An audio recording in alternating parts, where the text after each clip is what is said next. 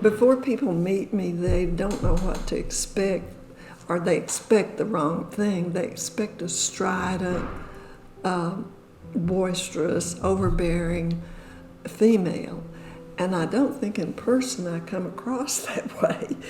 I've done what I've done as the iron fist in a velvet glove. Hello, my name is Merryman Kemp.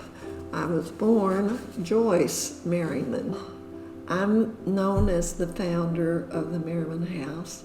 It's a legacy of which I am exceedingly proud. I married and was married 9.5 years before I had a child. After I found I was pregnant, then, as usual for me, I thought, this child didn't ask to be brought into this situation. I've got to buck up and be strong for the baby. I didn't know that the statistics show that when you're pregnant, when you have a child, the abuse gets worse. So I left him after 11.5 years of marriage and put a lot of miles between us in Mount Dora, Florida, and Paducah, Kentucky. I took a course, not-for-credit course, at the local college right after I got settled enough to even register at the college for something non-credit. It was called A Woman's Place.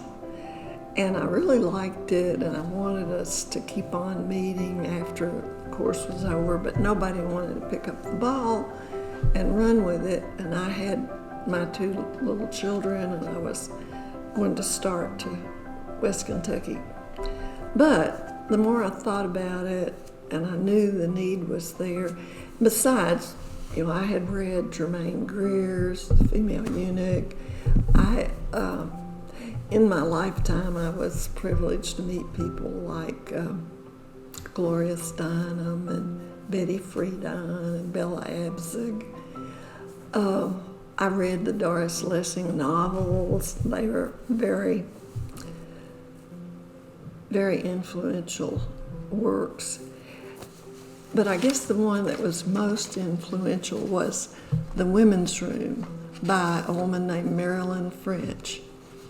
And I thought, well, I had looked at the organizations that I could find out about or that I already knew about.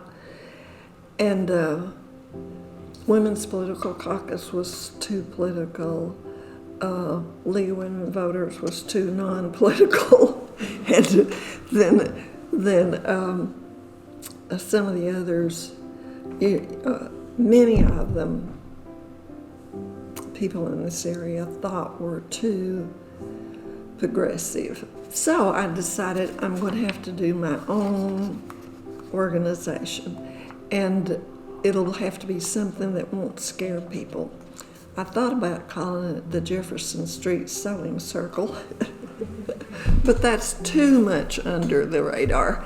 I wanted people to know what we were about. And my goal was for us to be a community resource center, for us to be a consciousness-raising group for men and women, for us to be a support system for each other.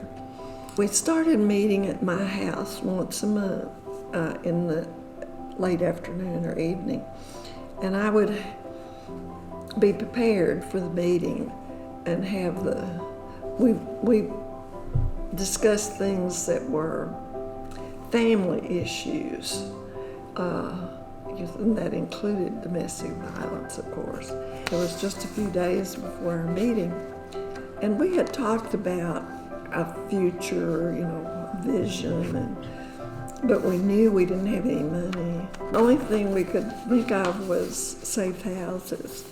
And we knew that that's not the best way. There are certainly a lot of problems connected with safe houses. But it's better than not having any place. So I brought this up, this woman's plight, at our meeting, and several of the women agreed that they would open their homes